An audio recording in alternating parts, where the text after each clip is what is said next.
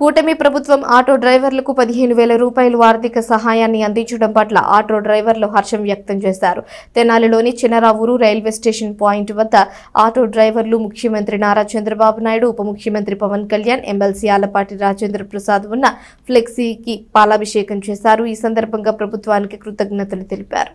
స్థానిక 12వ వార్డులోని Chinaravuru railway station auto point వద్ద కూటమి ప్రభుత్వానికి ధన్యవాదాలు తెలియజేస్తూ ఆటో డ్రైవర్లు ముఖ్యమంత్రి నారా చంద్రబాబు నాయుడు, ఉప ముఖ్యమంత్రి పవన్ కళ్యాణ్, ఎమ్మెల్సీ ఆలపాటి రాజేంద్ర ప్రసాద్ చిత్రపటాలకు పాలాభిషేకం చేశారు. ఈ సందర్భంగా ఆటో యూనియన్ నాయకులు రాము మాట్లాడుతూ ఎన్నికల ముందు ఎటువంటి హామీ ఇవ్వకపోయినా ఆటో డ్రైవర్లకు 15,000 రూపాయలు ఆర్థిక సహాయం అందించిన కూటమి ప్రభుత్వానికి ధన్యవాదాలు తెలిపారు. అలాగే మరొక నాయకుడు మాట్లాడుతూ ఆర్థిక ఇబ్బందులతో సతమతం అవుతున్న ఆటో డ్రైవర్లకు కూటమి ప్రభుత్వం 15,000 రూపాయలు ఇచ్చి వెసులుబాటు కల్పించిందని చెప్పారు. అలాగే గ్రీన్ ట్యాక్స్ ని 20,000 నుంచి 3,000 రూపాయలకు తగ్గించి మేలు చేసిందని అన్నారు.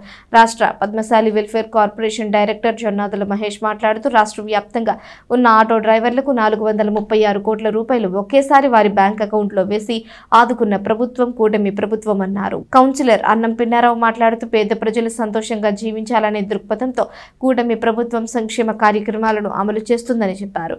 ఇంకా ఈ కార్యక్రమంలో ఆటో డ్రైవర్లు పాల్గొన్నారు. మన ముఖ్యమంత్రి వర్యులు శ్రీ నారా చంద్రబాబు నాయుడు గారు చెప్పిన మాట ప్రకారం ఆటో డ్రైవర్లకు తప్పకుండా హెల్ప్ చేస్తానని చెప్పేసి చెప్పిన మాటను నెరవేర్చినందుకు మా ఆటో డ్రైవర్లందరి తరపున ధన్యవాదాలు తెలియపరుస్తున్నాను. ఇది చాలామంది అంటున్నారు బస్సు పెడితే ఆటో డ్రైవర్ లాస్ అవుతున్నారు. కూటమి ప్రభుత్వం ఎన్నికలకు వెళ్ళకముందే ఆటో డ్రైవర్లకు కూడా హెల్ప్ చేస్తాను, మహిళలకి ఉచితంగా బస్సు ఏర్పాటు చేస్తానని ముందే తెలియపరిచారు.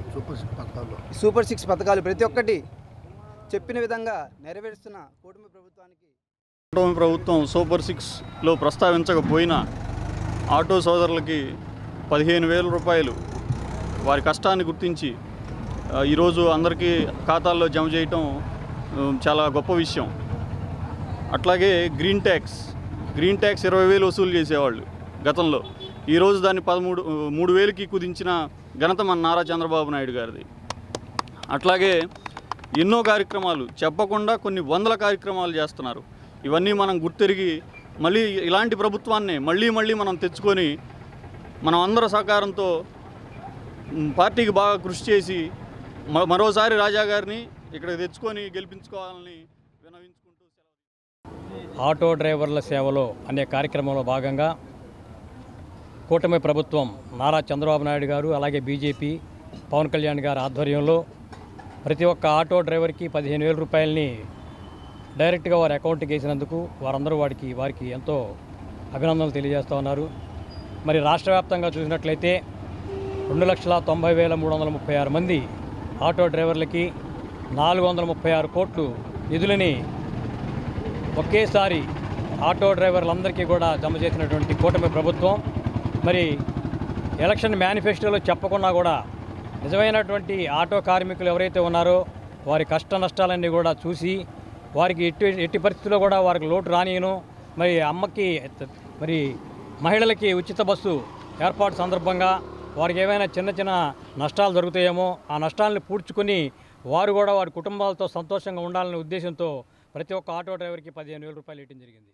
ఒక ఆటో డ్రైవర్ ఎలక్షన్లో చెప్పని హామీలు ఇవ్వని పథకాలను కూడా ప్రజాక్షేమం దృష్ట్యా సంక్షేమం దృష్ట్యా ఈరోజున అమలు చేయడం జరుగుతుంది.